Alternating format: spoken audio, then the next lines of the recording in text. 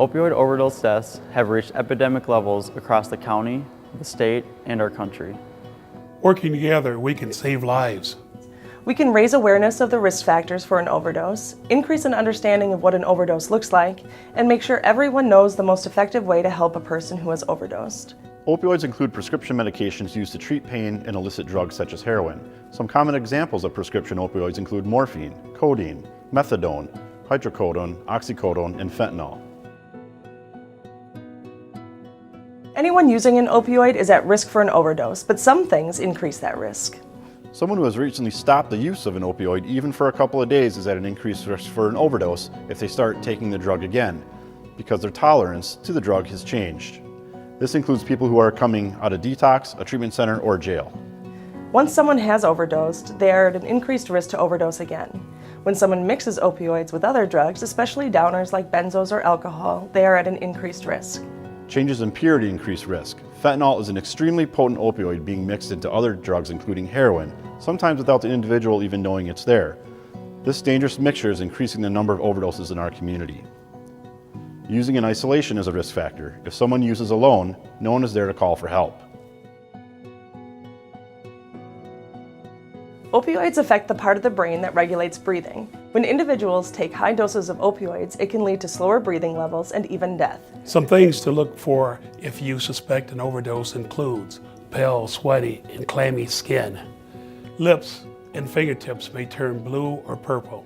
Slow or irregular breathing. The person may be gasping for air or stop breathing altogether. They may appear to be sleeping and may even be snoring, but in the case of an overdose, you are unable to wake them up. You can try loudly calling their name while conducting a sternal rub, and that is where you take your knuckles and rub them hard across the middle of the chest. Another tip to recognizing an overdose involves being aware of people using the bathroom. The bathroom is a common location for people to hide their use of opioids. If someone is in the bathroom for more than 5 minutes, you might want to check on them. You might catch an overdose situation in enough time to save someone's life. If you suspect someone is overdosing, look around and survey the scene to make sure you stay safe while providing help. You want to avoid any needles that may be present. Check the person. Rub their sternum to see if they respond by moving. Call their name loudly to see if they answer. If they don't react to the pain or noise, they are unresponsive. Take just a few seconds to watch their chest and see if it is moving up and down to determine if they are breathing or not. The most important thing to do is call 911. Tell them you are with an unresponsive person and need help. If there are others around, you can have them call 911. The 911 dispatcher will be able to assist you and guide you through the next steps. Next, administer Narcan. Narcan, also known by its generic name naloxone, is a medication that reverses an overdose. It only works on an opioid overdose. It can't be abused, it isn't addictive. If the person isn't experiencing an opioid overdose and some other medical condition is happening, administering Narcan will not harm them. Narcan is a liquid that is sprayed up the nose and absorbed through the nasal membranes. It is important to understand that Narcan wears off in 30 to 90 minutes and a person can go back into an overdose. This is why it is so important to call 911 and get professional help. To use Narcan, tilt the person's head back while supporting their neck. For demonstration purposes, I will be leaving this in the package. You will want to open the package and stick the tip in the person's nose. You want to press firmly on the plunger with your thumb to administer the Narcan. Once you've given a dose of Narcan, it takes 2 to 3 minutes to take effect. You want to watch for someone's color to improve, their breathing to improve, and their overall responsiveness to increase. If, after 2 to 3 minutes, there are no positive changes and you have another dose of Narcan, you can administer that dose. If someone's heart has stopped beating, Narcan won't be able to circulate to the brain where it needs to be effective. Start by doing chest compressions immediately after giving somebody a dose of Narcan. This will get the blood circulating and allow the Narcan to be delivered to the brain.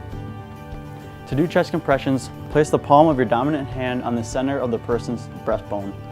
Cover your hand with the other hand and press hard and fast with the goal of 100 to 120 beats per minute. Keeping the song Staying Alive by the Bee Gees in your head will help you keep the rhythm. 1, 2, 3, 4, 5, 6.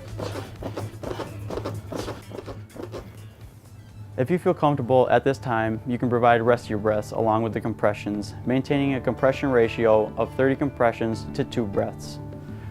To provide rescue breaths, simply open the person's airway and look in the airway for foreign objects or food. If you do see those, you can remove them at this time. To give a rescue breath, simply pinch the nose and cover their mouth completely with your mouth, giving a breath over 1 second.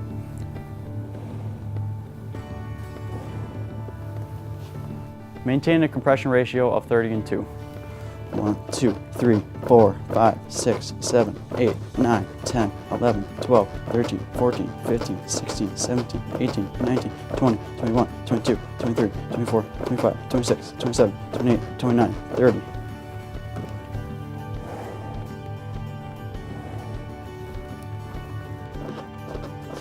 Continue this process until help arrives.